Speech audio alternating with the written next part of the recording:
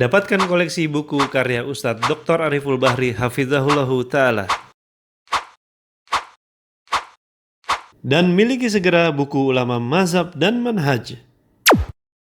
Wasallam dalam rangka beribadah kepada Allah Subhanahu wa Ta'ala, karena tidak ada kaum muslimin yang datang ke tanah haram baik itu Makkah ataupun Madinah kecuali yang mereka inginkan supaya iman bertambah kepada Allah dan bertambah pula kecintaan kepada Rasulullah sallallahu alaihi wasallam.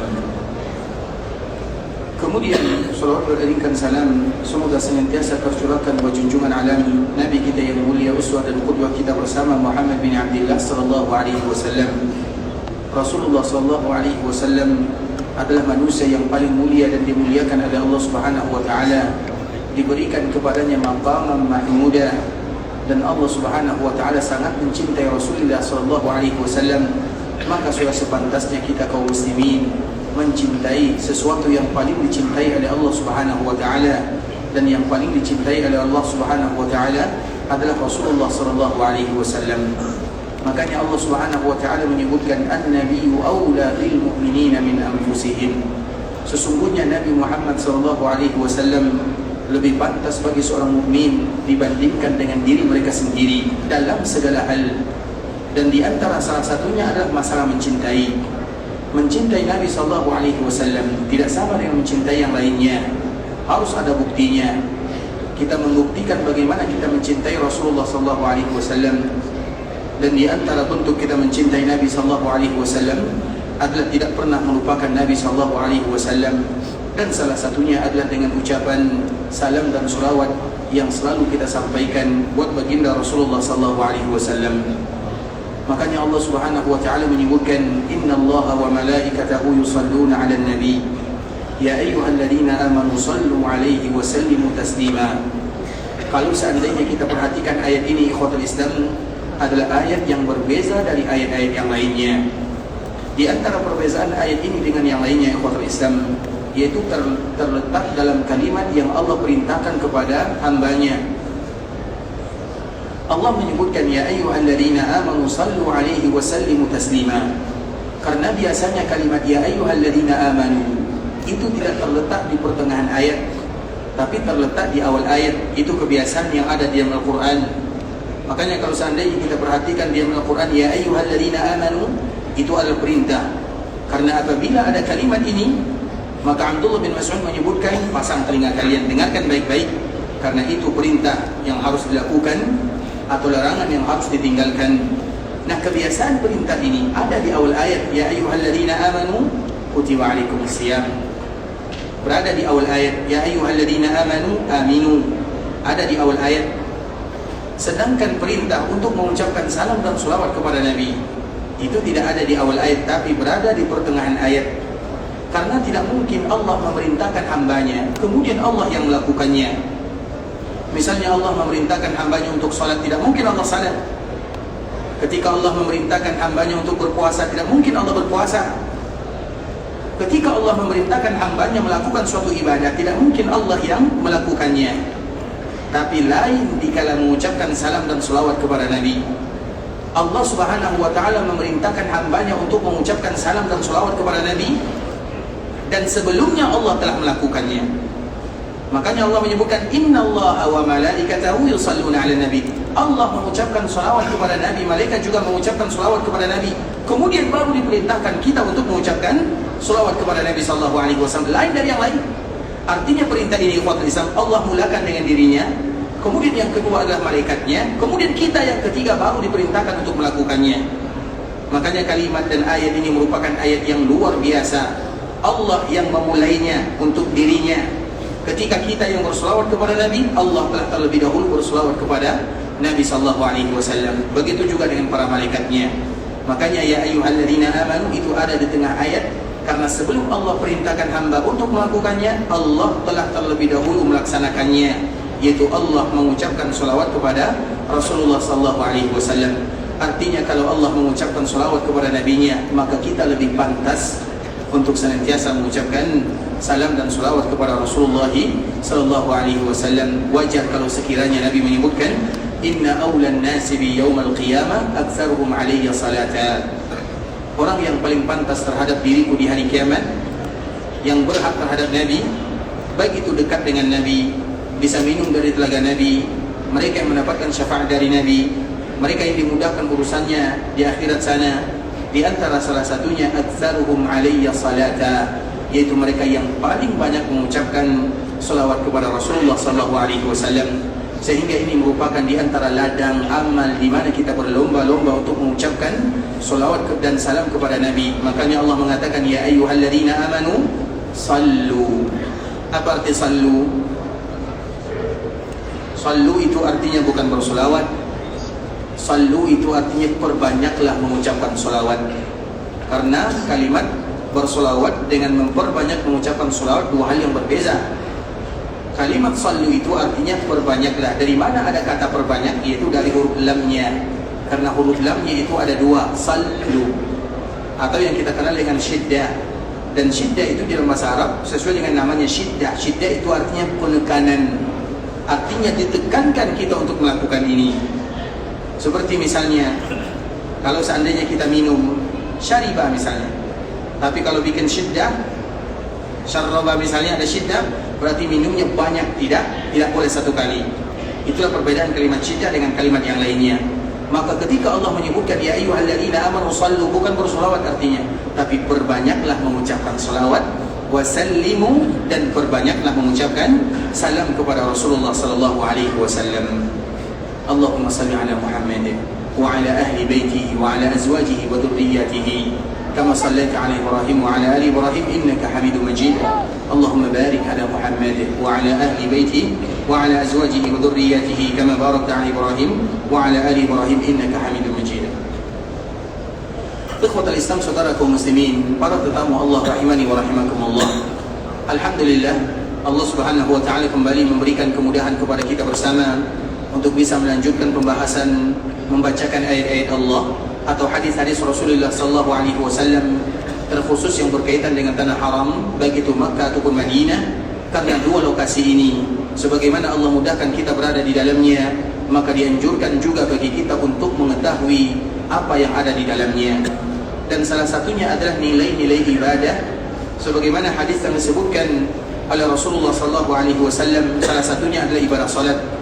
Nabi menyebutkan salatun fi masjidi hadha khairun min alfi salatin fi ma siwa illa al-masjidil haram. Orang yang melaksanakan salat di dalam Masjid Nabawi lebih baik daripada 1000 salat dibandingkan dengan tempat yang lainnya, kecuali illa al-masjidil haram, kecuali Masjidil Haram yang ada di Makkah al-Mukarramah.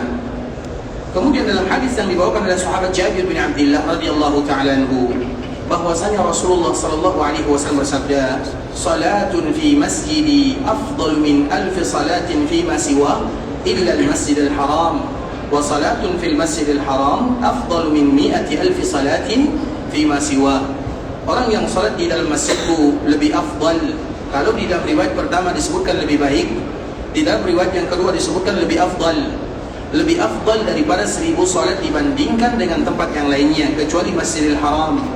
Dan salat di Masjidil Haram lebih afdal daripada 100,000 kali salat dibandingkan dengan tempat yang lainnya. Dan pembahasan ini ikhwatul Islam telah kita ulang dan kita ulang. Sekarang juga kita akan kembali mengulangnya, bahwa ini merupakan di antara bonus dan hadiah dari Allah Subhanahu wa taala bagi kita yang ada di kota Madinah. Begitu juga bagi kita yang ada di Makkah al-Mukarramah. Selama kita berada di dua masjid yang mulia ini, dianjurkan bagi kita memperbanyak ibadah salat, terkhusus ibadah salat-salat sunnah. Makanya ikhwatul Islam, mengapa dianjurkan bagi kita untuk berjamaah bersama kaum muslimin? Padahal kalau seandainya kita perhatikan, diberikan keringanan kepada kaum muslimin kalau seandainya mereka menjamaah dan mengqasar ibadah tersebut. Namun mereka tidak melakukan yang demikian karena mereka ingin mendapatkan pahala, terutama dalam salat-salat sunnahnya. Karena kalau ada di antara kita yang melakukan salat jamak dan qasar, maka di antara salah satu kaedahnya tidak boleh melakukan salat sunnah di sana. Kalau seandainya kita melakukan jamak dan qasar, maka tentunya kita tidak melakukan salat sunnah. Sebagaimana hadis yang dibawakan oleh sahabat Abdullah bin Umar radhiyallahu taala anhuma, "Law kuntu musabbihan la atmamtu." Law kuntu musabbihan la atmamtu. Musabbih itu artinya ikhwatul Islam bukan bertasbih. Dan ini merupakan di antara salah satu sunnah yang mahjurah. Sunnah mahjurah itu artinya sunnah yang sudah mulai dianggap atau ditinggalkan oleh kaum muslimin. Apa sunnah mahjurah? Yaitu kalau seandainya kita mengumpulkan antara dua salat, maka di antara salah satu yang dianjurkan bagi kita melakukannya adalah berzikir. Karena setiap salat itu ada hak zikir di dalamnya. Setiap salat zuhur ada haknya, salat asar juga ada haknya. Kemudian tiba-tiba kita ingin menggabungkan keduanya, maka hak mereka harus kita berikan. Bisa dipahami? Misalnya kita ingin menjamak dan mengqasar, misalnya kita salat zuhur misalnya, setelah salat zuhur zikir dulu walau tidak lama, sebentar. Zikir-zikir yang diwajibkan, astagfirullah, astagfirullah wa man tasalam. Tidak langsung kita berdiri kemudian kita iqamah, kemudian kita langsung melaksanakan salat asar berikutnya, tidak. Maka disebutkan oleh para ulama dengan kalimat sunnatun mahjurah, yaitu sunnah yang sudah mulai ditinggalkan oleh kaum muslimin. Kenapa demikian ikhwatul Islam? Karena salah di dalam memaknai hadis yang dibawakan oleh sahabat Abdullah bin Umar. Abdullah bin Umar mengatakan, "Lau kuntu musabbihan." Kalau aku bertasbih, artinya tidak bertasbih.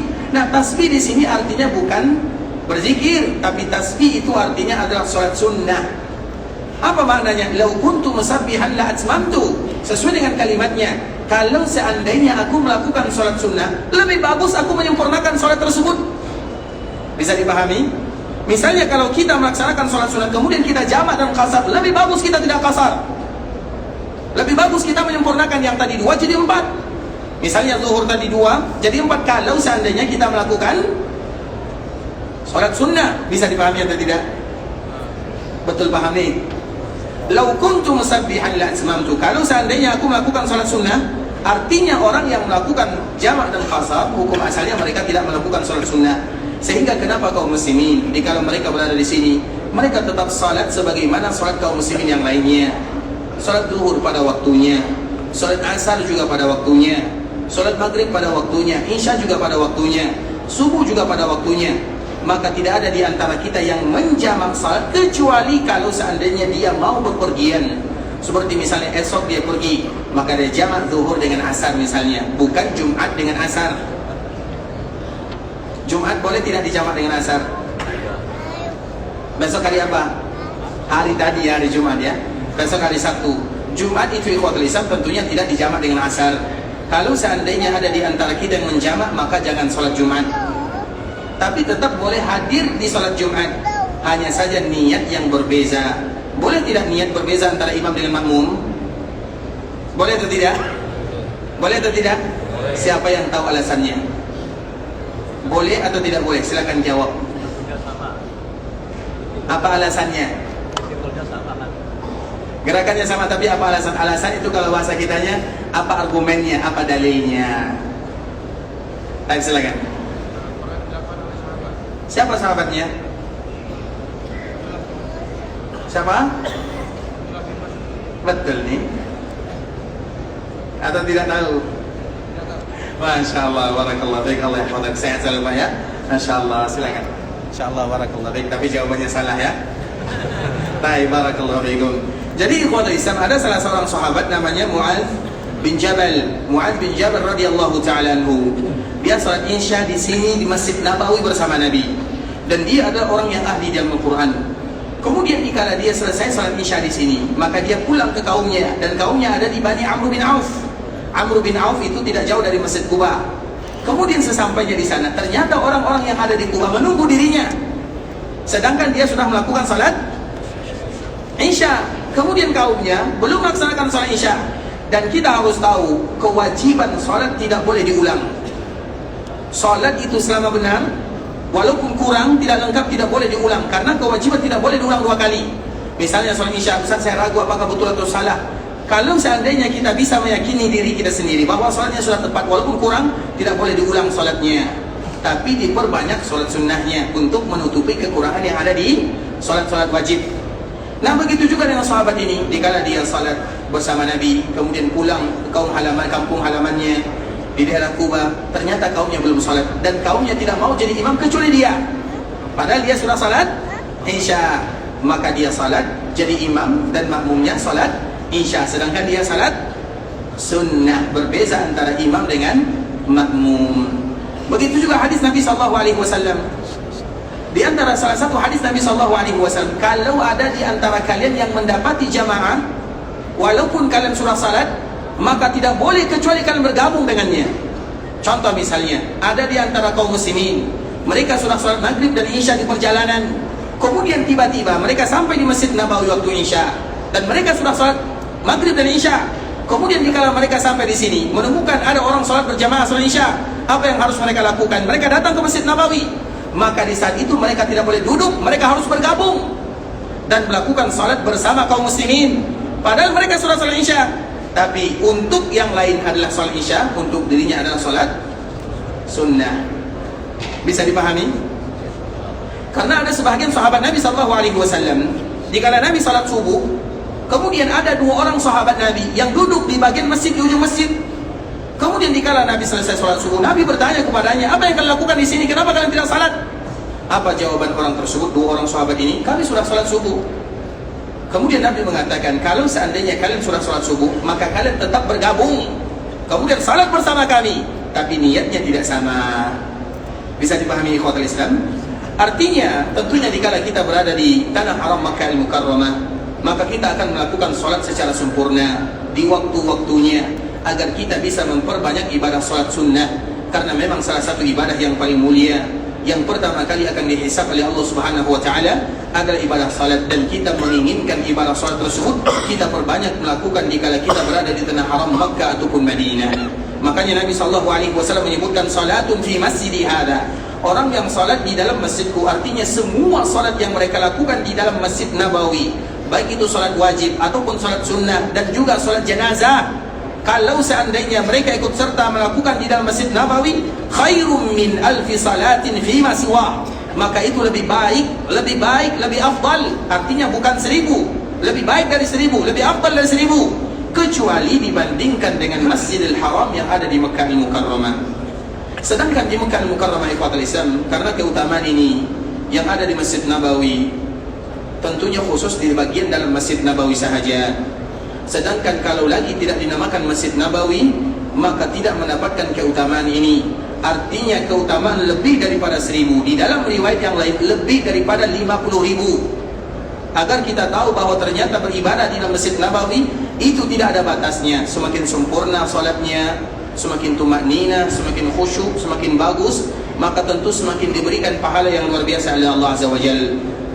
Kemudian, sedangkan di Makkah Al-Mukarramah, kemarin kita telah menceritakan bahwa di Makkah ini memiliki kekhususan yang mulia. Karena bagaimanapun ikhwatul Islam, secara mutlak Makkah itu adalah daerah yang paling dicintai oleh Allah Subhanahu wa Ta'ala. Dan itu terbukti ketika Nabi SAW diusir oleh kaumnya. Karena bagaimanapun ikhwatul Islam, Nabi SAW dikala menerima wahyu, maka Nabi ketakutan. Nabi tidak tahu wahyu ini siapa, dari mana. Karena Nabi hubbiba ilaihi al-khalwah. Nabi SAW ditanamkan di dalam dirinya suka menyendiri. Tapi itu sebelum Nabi SAW diutus menjadi Nabi dan menjadi Rasul. Dan Nabi menyendiri di Gua Hira. Tapi Nabi tidak pernah melakukan ini lagi, perkara ini lagi yang disebut dengan takhannus. Tidak pernah lagi dilakukan oleh Nabi setelah Nabi diutus menjadi Nabi dan menjadi Rasul. Berarti menyendiri itu tidak boleh di dalam agama, kecuali kalau seandainya kita menyendiri di pertengahan malam, yang kita kenal dengan solat tahajud. Itulah menyendiri seorang hamba kepada Allah Subhanahu wa Ta'ala. Tapi kalau seandainya menyendiri harus di gua, di tempat ini, maka itu tidak ada lagi syariatnya. Karena Nabi tidak pernah melakukan setelah Nabi diutus menjadi Nabi dan menjadi Rasul.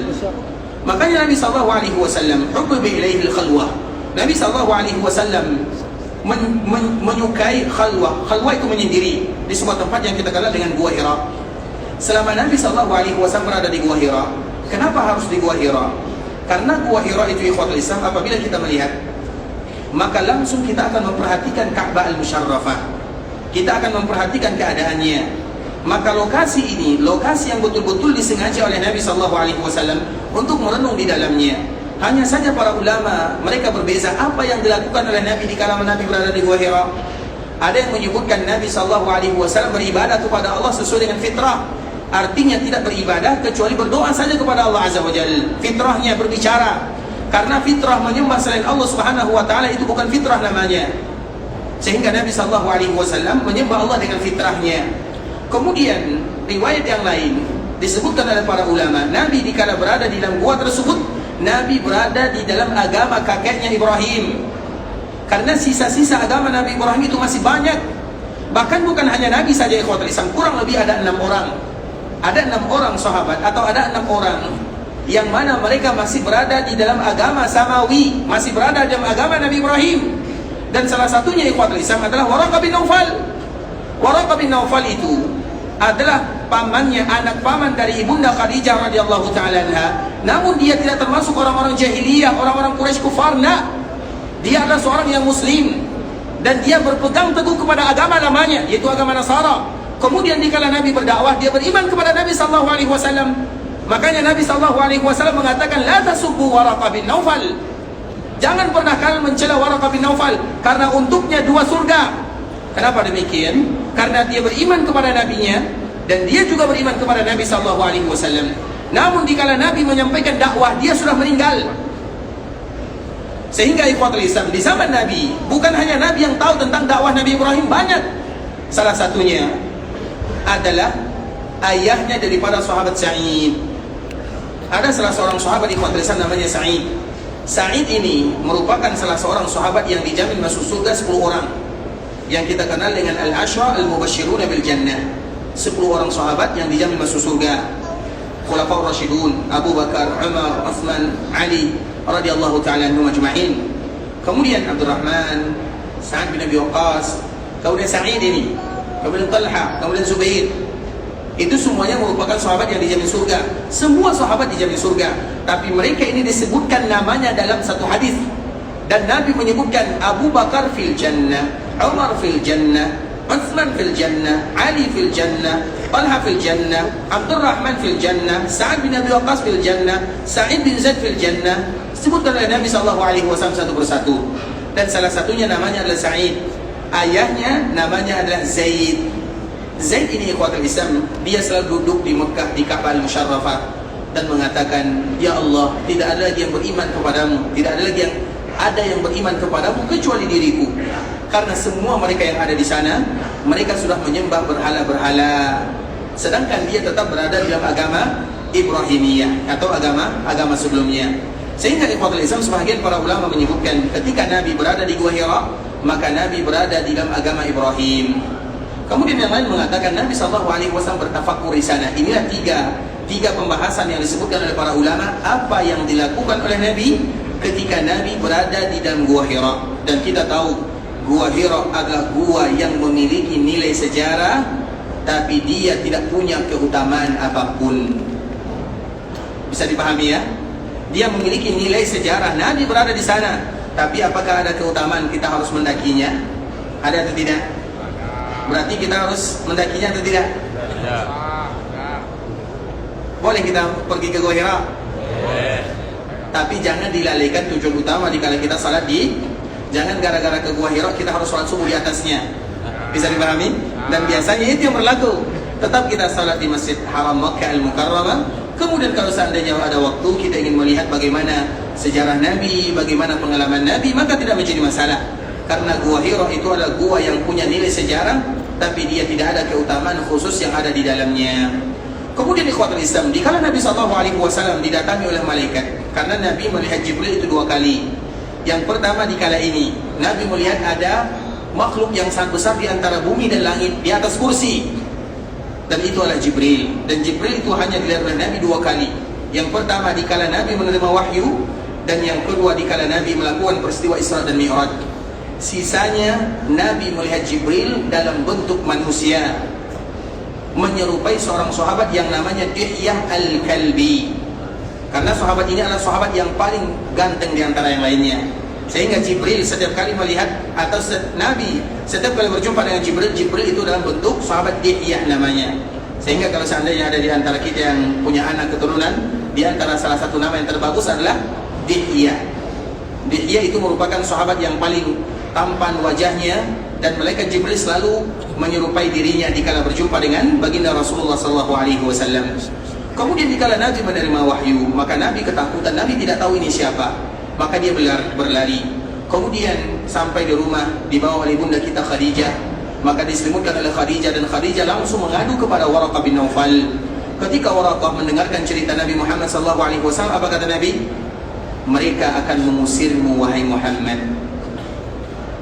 Tidak satupun orang yang membawa risalah ini dan didatangi oleh namus. Namus itu maknanya malaikat Jibril, dan Waraqah tahu kalau itu adalah namus karena sifatnya adalah namus itu juga yang dulu datang kepada Nabi Musa. Namus namanya, karena di dalam kitab-kitab sebelumnya disebut dengan namus. Kalau di kita disebut dengan Jibril. Jibril itu artinya adalah Abdullah. Jibril, karena il itu di dalam bahasa Ibrani artinya adalah Allah. Nah, Jibril artinya Abdullah. Jibril, Mikail, Abdurrahman, Abdullah, itu saja. Kemudian ikhwatul Islam, Nabi heran, awamukhrijiyahum. Apa kata Nabi SAW dikala mendengarkan Waraqah? Apakah mereka betul-betul akan mengusir diriku? Maka Waraqah mengatakan iya. Dan kalau seandainya hari itu terjadi, maka aku akan senantiasa menolongmu dengan kekuatan yang kuat. Tapi itu tidak terjadi karena Waraqah sebelumnya sudah dipanggil oleh Allah Subhanahu wa taala. Makanya mau tidak mau, Nabi pasti akan meninggalkan Makkah Al-Mukarramah, pasti. Karena Nabi sudah diperingatkan oleh Waraqah bin Naufal, dan Nabi mengatakan, awamukhrijiyahum. Apakah nanti mereka akan mengusir diriku? Waraqah mengatakan iya. Tidak satupun yang berdakwah sebagaimana engkau berdakwah kecuali mereka pasti akan diusir oleh kaumnya. Maka dikala saat itu terjadi ikhwatul Islam, karena sebelumnya orang-orang Quraisy mereka zalim kepada Nabi, semua bentuk kezaliman mereka lakukan semuanya. Ingin membunuh Nabi, menginjak-injak kepala Nabi, menaburkan ari-ari onta kepada Nabi SAW, semua mereka lakukan. Menghina Nabi, mengatakan Nabi gila, tukang sihir, dukun, orang, semuanya sudah diterima oleh Nabi SAW. Dan puncak dari kezaliman yang dilakukan oleh orang-orang Quraisy adalah dikala mereka berkumpul untuk melakukan pembunuhan. Itu puncaknya. Karena pembunuhan itu ikhwatul Islam, masalah pembunuhan atau yang kita kenal dengan qisas, bukan hanya ada di zaman Islam. Bahkan orang jahiliyah pun kalau ada yang terbunuh maka qisas. Artinya kalau ada kabilahnya yang terbunuh, maka mereka akan mencari kabilah yang membunuhnya. Kalau tidak diserahkan maka akan perang mereka antara kabilah satu kabilah dengan yang lainnya. Dan itu bukan ada di dalam kaum muslimin saja ikhwatul Islam, sehingga tidak pernah terjadi. Namun untuk Nabi SAW, di ujung dan puncak kezalimannya, mereka bersepakat bagaimana sekiranya kita bunuh Nabi. Lantas dikala mereka berkumpul ikhwatul Islam, ada sebuah tempat yang namanya Darun Nadwa. Darun Nadwa itu lokasi yang tidak jauh dari Ka'bah Al-Musyarrafah. Kalau di Madinah ada namanya Saqifah, Saqifah Bani Sa'idah. Saqifah yang ada di bagian kanan Masjid Nabawi, itu tempat berkumpulnya, bermusyawarah. Begitu juga di Mekah ada namanya Darun Nadwa. Tidak boleh masuk di dalamnya kecuali mereka-mereka yang pembesar sahaja. Kemudian perkumpulan ini yang mereka bicarakan bagaimana cara kita membunuh Nabi, itu rapatnya. Kemudian ikhwatul Islam, dikala mereka berkumpul, tiba-tiba ada salah seorang yang dalam bentuk orang tua, ya, dalam bentuk orang tua sudah beruban. Kemudian tidak ada satupun yang tahu ini siapa orangnya. Dikala orang tua ini masuk, tiba-tiba masuk, artinya masuk rapat secara tiba-tiba dan dia tidak dikenal, maka tentunya orang-orang Quraisy merasa heran, ini siapa? Tapi orang tua ini mengatakan, lanjutkan rapat kalian. Kemudian dikala mereka berpendapat, saling bertukar pikiran. Setiap kali ada yang berpendapat, maka orang tua ini mengatakan, laisa hadza birai. Ini bukan pendapat yang bagus. Ini bukan pendapat yang bagus. Ini bukan pendapat yang bagus. Itulah yang selalu dikatakan oleh orang yang bentuk tua tersebut. Kemudian tiba-tiba pada akhirnya yang mengusulkan pendapat adalah Abu Jahal. Abu Jahal itu ikhwatul Islam adalah orang yang cerdas, yang pintar. Maka namanya adalah Abul Hakam. Namanya adalah Abul Hakam. Abul Hakam itu apa artinya? Karena kalau ada masalah di kaumnya, dia yang menyelesaikannya. Dan tidak ada cara penyelesaian yang paling bagus kecuali cara penyelesaian yang dia lakukan. Maka dikenal dengan Abul Hakam, orang yang paling bijaksana. Ayahnya kebijaksanaan. Tapi dikala Nabi berdakwah, dia tidak mau menerimanya, padahal dia tahu. Maka disebut dengan Abu Jahal. Kemudian ikhwatul Islam, Abu Jahal ini mengatakan, karena kurang lebih kabilah Arab itu ada kurang lebih 11 atau 14 suku besar. Ada bani-baninya, ada kabilah-kabilahnya. Dan Nabi adalah kabilah dari Bani Hashim. Ada kabilah Bani Makhzum, ada kabilah Bani Hashim, dan juga kabilah yang lainnya. Apa kata Abu Jahal? Bagaimana kalau sekiranya kita mengutus dalam setiap kabilah, mengutus salah seorang pemuda yang gagah berani, kemudian mereka membawa pedangnya, menghunuskan pedangnya. Setiap kabilah harus membawa pedangnya, dan mereka harus sama-sama membunuh Muhammad, sehingga nanti kalau Bani Hashim meminta tuntutan, kita sama-sama bertanggung jawab. Tidak mungkin Bani Hashim melawan 11 kabilah yang ada. Tidak mungkin Bani Hashim yang satu kabilah melawan semua kabilah yang ada. Pada ujung-ujungnya akan mereka meminta diat, dan diatnya tidak sanggup untuk membayarnya. Artinya kalau Nabi terbunuh, itu adalah pikiran Abu Jahal. Dikala Abu Jahal mengatakan kalimat ini, hadza huwa ar-ra'i, ini adalah pendapat yang paling bagus, kata orang tua ini. Dan orang tua ini tidak lain tidak bukan adalah iblis, laknatullah. Dialah yang membantu perencanaan untuk membunuh baginda Rasulullah sallallahu alaihi wasallam. Kemudian ikhwatul Islam, di saat itulah Nabi diberikan wahyu oleh Allah Azza wa Jalla untuk meninggalkan Mekah. Kemudian dikala Nabi meninggalkan Mekah, apa kata Nabi? Wallahi innaki la khairu ardillah wa ahabbu ardillahi ila Allah walaula anni ukhrijtu minki ma kharajtu. Demi Allah, wahai Mekah, sesungguhnya engkau adalah bumi yang terbaik dan bumi yang paling dicintai oleh Allah Subhanahu wa taala. Kalaulah kaumku tidak mengusirku, maka aku tidak akan pernah meninggalkan dirimu untuk selama-lamanya. Dari sinilah agar kita tahu bahwa Mekah itu adalah daerah yang paling dicintai oleh Allah Subhanahu wa taala, dan daerah Mekah itu adalah tanah yang diharamkan oleh Allah Subhanahu wa taala. Bahkan keharaman Mekah itu, ikhwatul Islam, itu sudah lama, yaitu semenjak Allah menciptakan langit dan bumi.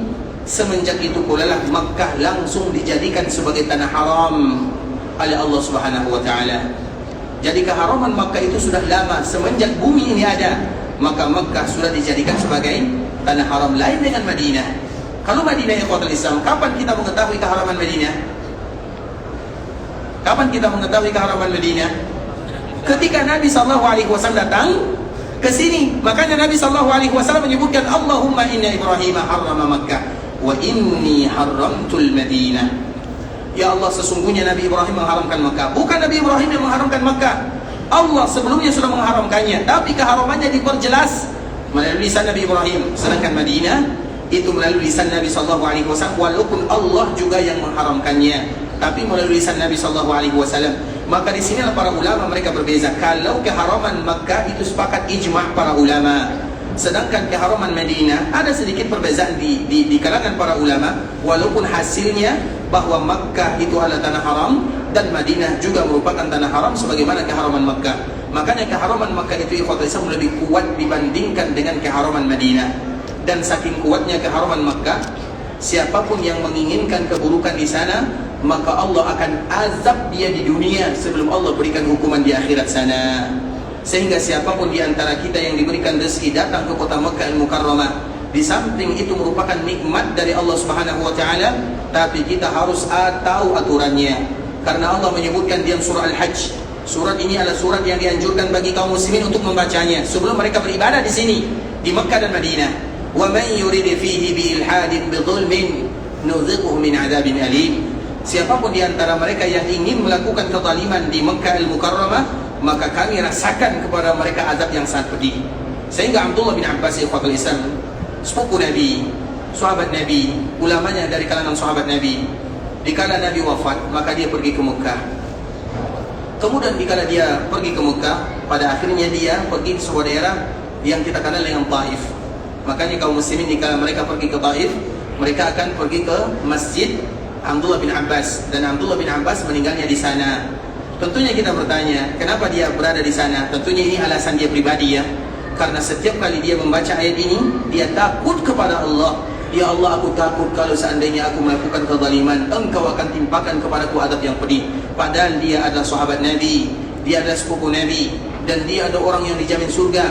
Namun karena ketakutan yang luar biasa, takut melakukan kezaliman di tanah haram Makkah, maka dia meninggalkan Makkah bukan karena tidak sayang kepada Makkah, tapi karena dia takut akan ayat ini.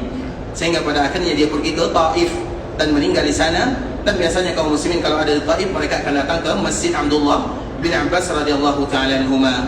Nah, itulah yang harus kita jaga ikhwatul Islam. Dikala kita berada di Makkah, maka hati-hatilah di sana. Bukan hanya di Makkah saja, Bahkan dikala kita berada di tanah haram Makkah Madinah, karena tujuan kita di sini adalah beribadah.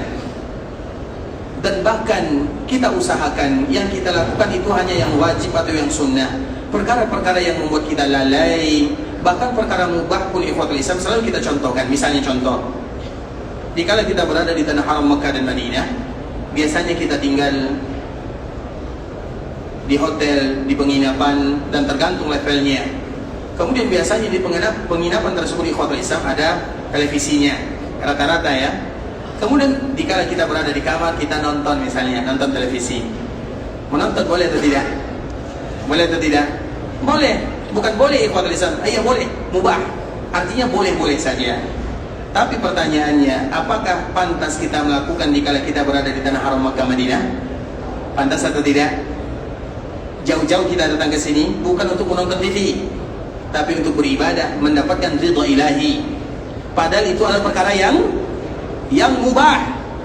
Kalau seandainya perkara yang mubah sahaja tidak dianjurkan bagi kita melakukannya, bagaimana kalau kita melakukan perkara-perkara yang makruh? Bagaimana kalau seandainya kita melakukan perkara-perkara yang haram?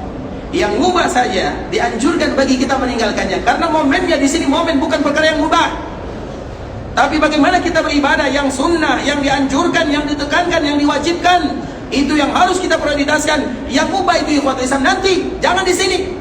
Padahal kalau seandainya kita melakukan tidak masalah, tapi tidak pantas rasanya. Padahal itu yang mubah. Bagaimana kiranya kalau perkara yang makruh atau yang haram? Contoh misalnya, rokok apa hukumnya? Makruh atau haram? Atau mubah? Silahkan berbeza, tidak menjadi masalah. Yang tidak merokok mengatakan haram, yang merokok mengatakan makruh, juga tidak menjadi masalah. Tapi pantas tidak kita melakukan di sini? Pantas tidak? Nanti yang masih ada rokok buang semua ya. Amin, amin. Semoga dimudahkan ya. Ini berat ikhwatul Islam, selalu kita ulang kalimat ini. Kenapa demikian? Yang mubah saja dianjurkan bagi kita tidak melakukannya, apalagi perkara yang makruh. Kalau seandainya kita mengatakan itu makruh, tapi kalau seandainya kita mengatakan haram, tentunya lebih berat lagi. Mungkin tidak mungkin kita jauh-jauh meninggalkan kampung halaman, datang ke sini melakukan perkara-perkara yang makruh, perkara-perkara yang mubah. Dan masalahnya ikhwatul Islam, kita bersyukur kepada Allah, jemaah yang paling banyak itu adalah jemaah yang berasal dari Asia Tenggara, alhamdulillah. Dan salah satunya adalah daerah kita. Dalam 1 tahun itu kadang sampai 1 juta lebih yang datang ke sini untuk melakukan ibadah umroh saja. Kalau haji itu 200, itu 1/4 juta. Coba bayangkan banyaknya, itu baru dari 1 negara. Paling banyak ikhwatul Islam. Tapi qadarullah, untuk rokok juga paling banyak. Nah, itu masalahnya. Makanya di situ ikhwatul Islam kita tidak boleh malu-maluin datang ke sini menjadi tetangga Nabi. Tidak pantas rasanya kita melakukan perkara-perkara yang makruh. Artinya apalagi perkara-perkara yang haram, apalagi seandainya kita nanti berada di Makkah Al-Mukarramah. Kalau di samping Ka'bah kita berani seperti itu ikhwatul Islam, bagaimana kiranya jika kita berada di tanah halal? Makanya tadi kita menyebutkan konsepnya, kalau perkara yang mubah saja dianjurkan bagi kita meninggalkannya, karena itu bukan tujuan kita datang ke sini. Dan mungkin kita mengeluarkan uang yang tidak sedikit, meninggalkan semuanya, pekerjaan kita tinggalkan, keluarga kita tinggalkan, jauh-jauh kita datang ke sini. Yang kita cari ampunan Allah, bukan perkara-perkara yang bisa mendatangkan dosa. Apalagi dikala kita berada di Makkah Al-Mukarramah. Maka usahakan ikhwatul Islam, dan itu merupakan nasihat yang selalu kami sampaikan. Nasihat ini agak berat sedikit ya, tapi kita berdoa kepada Allah, dan kita selalu memberikan contoh ikhwatul Islam.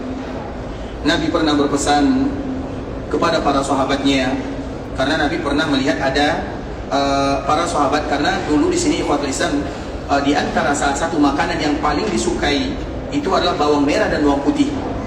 Itu biasanya kalau makan bawang merah, bawang putih, seperti kita makan apa namanya, makan gorengan, makan bala-bala misalnya, atau makan apalah namanya. Jadi betul-betul dibuka langsung dimakan begitu saja. Nah itu ikhwatul Islam, bawang merah, bawang putih, itu halal atau haram? Halal, tidak ada yang menyebutkan haram. Dan itu adalah buah-buahan, sayur-sayuran yang Allah abadikan dalam Al-Quran, karena dibutuhkan oleh semua manusia. Diabadikan sejarahnya dalam Al-Quran. Wa basaliha wa adasiha, disebutkan oleh Allah Subhanahu wa taala basal. Kemudian ikhwatul Islam, Nabi sallallahu alaihi wasallam, karena bawang merah, bawang putih, terkhusus bawang putih, itu biasanya orang-orang terdahulu memakannya mentah-mentah karena sebagai lalapan. Kemudian Nabi masuk ke dalam Masjid Nabawi, dan Nabi membau ciumnya, mencium baunya. Kemudian apa kata Nabi sallallahu alaihi wasallam? wahai kalian para sahabatku, janganlah kalian mendekati pohon ini, terutama di kala kalian ingin salat. Kalaupun ada di antara kalian yang ingin memakannya, maka masak terlebih dahulu. Karena kalau dimasak, baunya hilang. Tapi kalau dimakan mentah-mentah, maka baunya akan mengganggu yang lainnya. Kemudian Nabi mengatakan dalam riwayat yang lain, siapapun yang datang ke Masjid Nabawi, Nabi mengatakan kalimat ini dalam Masjid Nabawi, siapapun yang datang ke Masjid Nabawi untuk beribadah, melaksanakan ibadah salat, kemudian dia makan bawang ini, maka kami akan usir dia ke Baqi'. Padahal itu halal atau haram? Kalau rokok, kalau seandainya yang makan bawang putih diusir ke Baqi', kalau yang rokok diusir ke Syuhada Uhud. Artinya ikhwatul Islam, coba bayangkan. Mohon maaf ya, berat, tapi harus kita lakukan dan kita bermohon kepada Allah. Karena tidak ada yang suka, tidak ada yang mengatakan rokok itu dihancurkan, tidak ada. Berat ikhwatul Islam, ini bukan perkara yang ringan ya. Berat terutama bagi mereka yang diuji oleh Allah Subhanahu wa taala. Makanya kita bermohon kepada Allah bagi mereka yang masih diuji oleh Allah dengan asap ini, semoga Allah mudahkan mereka untuk meninggalkannya. Terutama dikala kita karena mungkin kita berada di kampung Nabi. Bukankah Madinah kampung halaman Nabi? Yang kita tinggalkan asap rokok untuk rokok. Tidak ada adab namanya kepada Nabi SAW. Kita menjaga adab kepada manusia, tapi kepada Nabi kita tidak pernah menjaga adab. Beradab tidak orang kepada Nabi seperti itu? Kampung halaman Nabi SAW. Ini kampung halaman Nabi. Bukankah Nabi SAW mengatakan, Allahumma barik lana fi madinatina. Ini kota kami, daerah kami, kampung halaman Nabi. Dan di antara salah satu nama Madinah adalah Baladul Rasul sallallahu alaihi wasallam. Kampung Nabi, kampung Nabi, kampung halaman Nabi. Artinya tentunya kita meninggalkan yang terbaik. Ibadah salat, zikir, baca Quran, menangis, bermohon, berziarah ke kuburan Nabi. Ibadah-ibadah yang terbaik. Jangan kita meninggalkan ibadah-ibadah yang membuat Nabi sallallahu alaihi wasallam bersedih melihat umatnya. Apalagi kalau seandainya kita melakukan di Makkah Al-Mukarramah. Kami mohon maaf ya, pedas sedikit nasihatnya. Tadi kata Islam, kita lanjutkan tentang masalah keharaman Makkah Al-Mukarramah. Nabi sallallahu alaihi wasallam menyebutkan, salatun fi masjidi hadha khairun min alfi salatin fi ma siwa illa al-masjid al-haram. Sesungguhnya orang yang salat di masjidku ini lebih baik daripada 1000 kali lipat dibandingkan salat di tempat yang lainnya kecuali Masjidil Haram. Dan salat di Masjidil Haram lebih baik daripada 100.000. Itu kalau salat sendirian. Tapi kalau salat berjamaah dilipat gandakan lagi. Begitu juga dengan salat jenazah. Semua salat jangan pernah kita tinggalkan dikala kita berada di tanah haram Makkah Al-Mukarramah, karena kelipatannya betul-betul luar biasa. Maka wajar ikhwatul Islam, di antara salah satu nama Makkah adalah Makkah dan Bakkah. Makkah itu artinya, kita selalu mengatakan Makkah dan Makkah itu ada yang mengatakan sama, ada yang mengatakan berbeza. Dan di antara kesamaannya artinya adalah menghilangkan, mengikis. Karena siapapun yang datang ke Mekah dan Bakkah untuk beribadah, Allah akan menghilangkan semua dosa-dosanya. Karena terlalu banyak pahala yang disediakan di sana. Maka dikala kita berada di Mekah, maka jadikan ia ajang untuk bermohon, bermunajat, menangis kepada Allah Subhanahu wa taala. Dan semoga Allah ampunkan dosa kita bersama.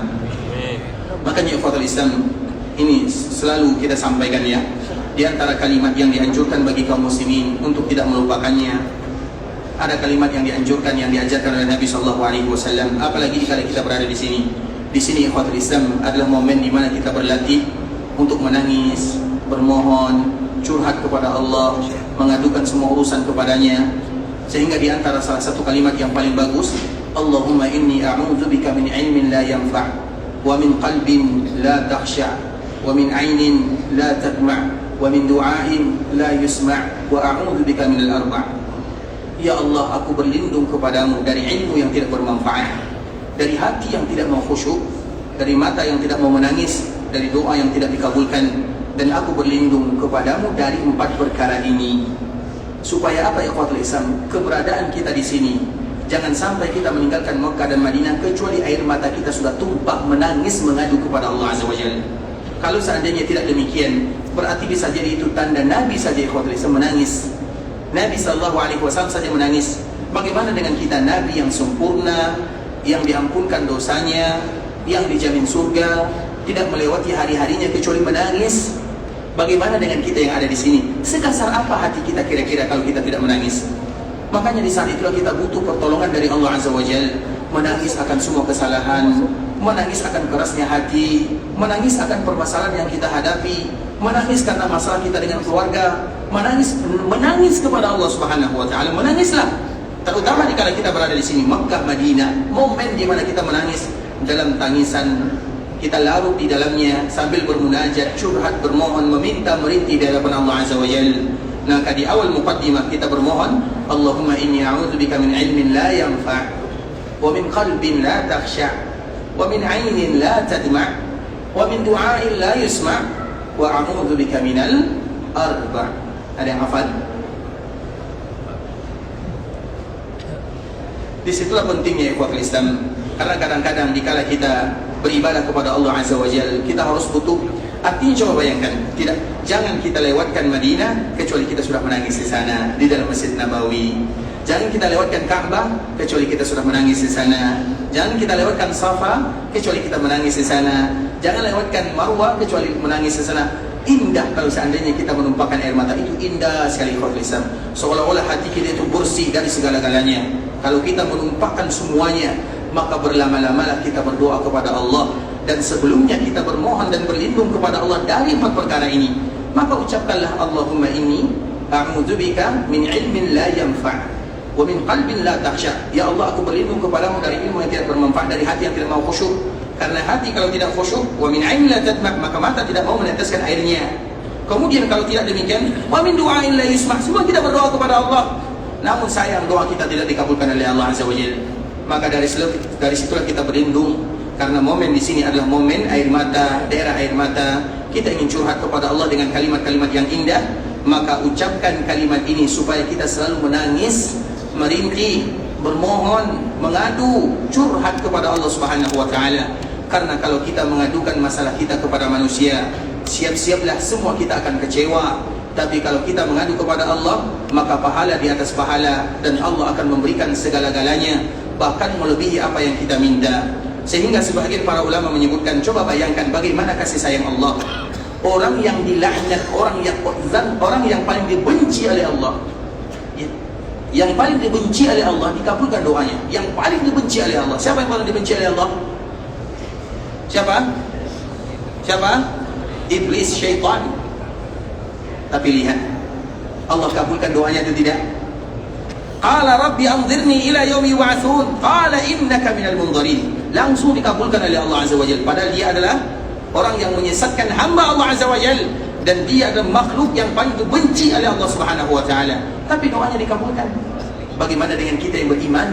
Bagaimana kita yang mengucapkan asyhadu an la ilaha illallah, asyhadu anna Muhammadar Rasulullah? Maka disitulah momennya ikhwatul Islam, kita berlindung kepada Allah dari hati, dari ilmu yang tidak bermanfaat, hati yang tidak khusyuk, air mata yang tidak menangis, kemudian doa yang tidak dikabulkan, dan kita berlindung kepada Allah Subhanahu wa taala dari 4 perkara ini. Sudah hafal doanya? Allahumma inni a'udzubika min ilmin la yanfa', wa min qalbin la takhsha', wa min 'ainin la tadma', wa min du'ain la yusma', wa a'udzubika minal arba'. Nanti kalau kita ingin melihatnya ikhwatul Islam, bisa kita cari di internet, bermohon kepada Allah agar ibadah yang kita lakukan di sini tidak sia-sia, bernilai pahala yang luar biasa di sisi Allah Subhanahu wa taala, dan salah satunya adalah salat. Dan salat itu ikhwatul Islam yang paling bagus itu adalah dikala kita bermunajat kepada Allah adalah salat sunat. Karena kalau kita salat wajib, kita diikat dengan imam. Terikat dengan imam. Kalau imam takbir, kita takbir. Kalau imam ruku, kita ruku. Kalau imam salam, kita salam. Artinya diikat dengan gerakan imam. Sedangkan dikala kita salat sunat, tidak ada ikatannya.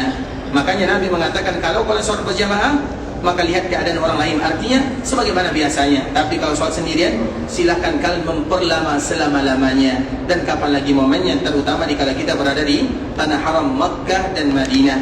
Dan dianjurkan bagi kita untuk memperbanyak rokaatnya. Itu kaidah dikala kita salat sunat. Makanya mana yang lebih bagus? Rokaatnya sedikit, airnya banyak. Tapi rokaatnya banyak, airnya sedikit. Mana yang paling bagus? Mana yang paling bagus? Rokaatnya banyak, airnya pendek. Itu yang bagus? Salah. Yang paling bagus itu adalah yang panjang bacanya, banyak rokaatnya. Iya atau tidak? Iya. Kapan lagi momennya dikala kita beribadah kepada Allah Subhanahu wa taala? Maka lakukan itu ikhwatul Islam. Tapi kalau harus memilih, maka tentunya mungkin masalah ayat jarang di antara kita yang hafal, maka silakan sholat, tapi perbanyaklah ibadah sholat. Kemudian di dalam sujud, jangan kita berlama-lama, jangan kita bercepat-cepat di sana. Berdoalah kepada Allah, berdoalah kepada Allah, dan menangislah dalam berdoa. Kalau kita tidak bisa menangis, maka pura-puralah menangis untuk terlebih dahulu, karena itu adalah awal muqaddimah. Sama dengan kita baca Quran di ikhwatul Islam. Apa kata Nabi? Illam tabku fatabaku. Kalau kalian tidak bisa menangis, pura-pura dulu menangis untuk mati. Karena hati itu butuh latihan. Tak mungkin tiba-tiba kita langsung menangis. Maka di saat itulah kita butuh latihan menangis. Makanya kalau kita sulit menangis, latihan dulu menangis. Bagaimana cara latihan menangis? Bukan pakai bawang putih ya, atau bawang merah ya. Artinya latih, ikhwatul Islam, latih. Karena itu menentukan hati. Hati kita itu diantara salah satu bentuk kelembutannya adalah dengan meneteskan air mata. Dan Nabi yang paling banyak menumpahkan air matanya. Coba lihat Nabi berdoa, ikhwatul Islam. Kalau kita perhatikan Nabi berdoa, karena doa itu banyak macamnya. Ada namanya doaul mas'alah, ada namanya doa biasa, ada namanya al-ibtihal. Al-ibtihal itu kalau Nabi sudah ibtihal, makanya sering kita menjumpai Nabi mengangkat tangan setinggi-tingginya sampai kelihatan putihnya ketiak Nabi SAW. Kalau ketiak kita putih atau hitam? Kenapa disebutkan ketiak Nabi SAW? Untuk menunjukkan kesempurnaan Nabi. Dan Nabi mengangkat tangannya, maka disebut dengan al-ibtihal. Nabi mengangkat tangannya tinggi dan Nabi menangis. Coba bayangkan, Nabi SAW, apa yang tidak dikabulkan oleh Allah untuk Nabi SAW? Dan begitu Nabi bermohon, meminta, bermunajat kepada Allah Azza wa Jalla, kita tentunya lebih lagi daripada itu.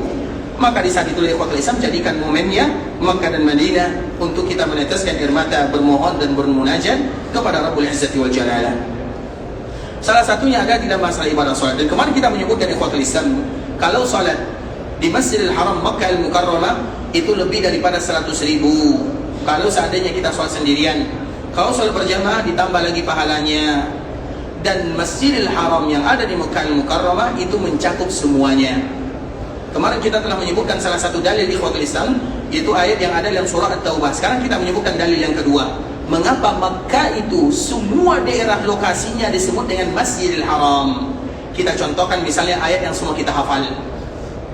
Itu ayat yang ada di awal surah Al-Isra. Subhanalladzi asra bi'abdihi lailan minal.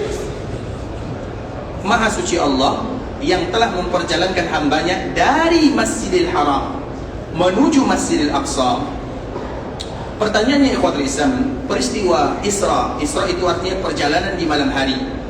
Peristiwa Isra ini, dikala Nabi memperjalankan Nabi Muhammad SAW ke Masjidil Aqsa, pada malam itu Nabi berada di mana?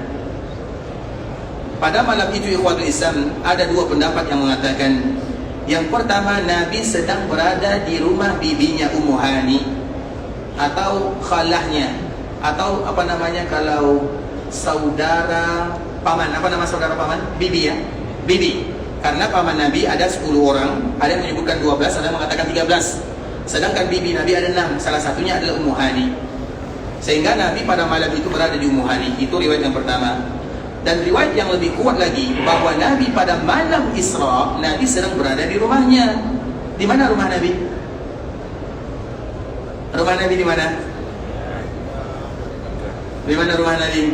Apakah rumah Nabi di dalam Masjidil Haram atau di luar Masjidil Haram? Di luar atau di dalam? Di luar. Tapi Allah mengatakan dalam ayat ini, Maha suci Allah yang memperjalankan nabinya di malam hari dari mana? Masjidil Haram. Padahal di malam itu Nabi di mana? Di luar Masjidil Haram. Bisa dipahami atau tidak? Kita ulang lagi ikhwatul Islam. Rumah Nabi tidak mungkin di Masjidil Haram. Rumah Nabi pasti di luarnya. Karena di dalam masjid tidak boleh bangun rumah. Karena masjid itu adalah rumah Allah Azza wa Jalla. Makanya tidak boleh ada rumah dalam rumah.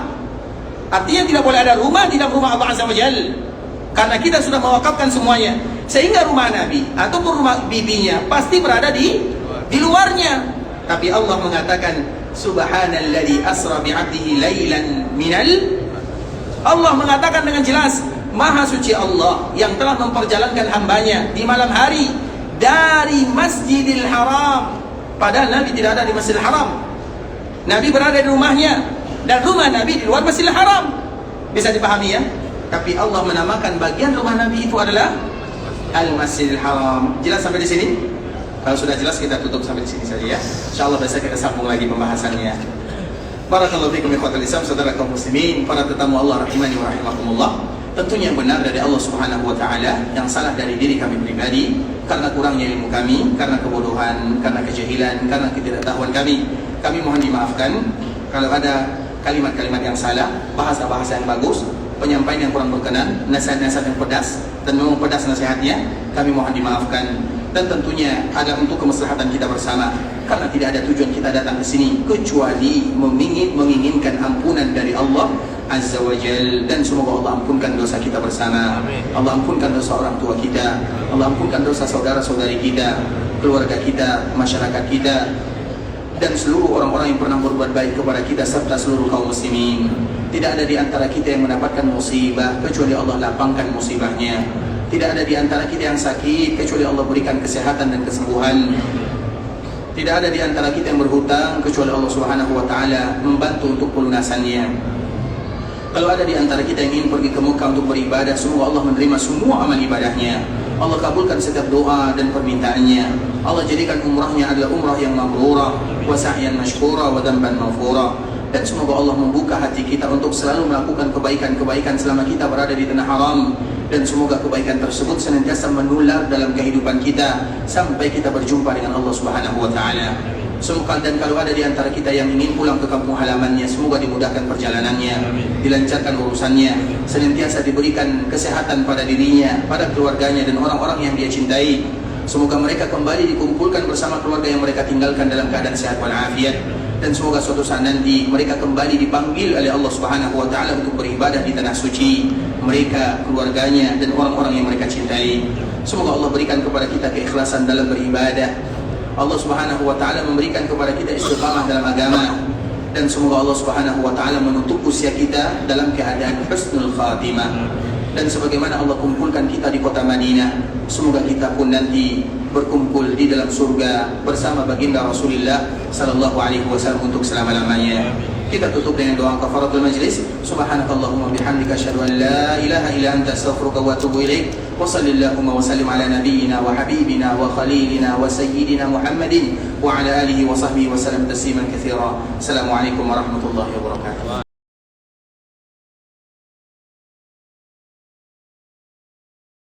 يا عبادي الذين أسرفوا على أنفسهم لا تقنطوا من رحمة الله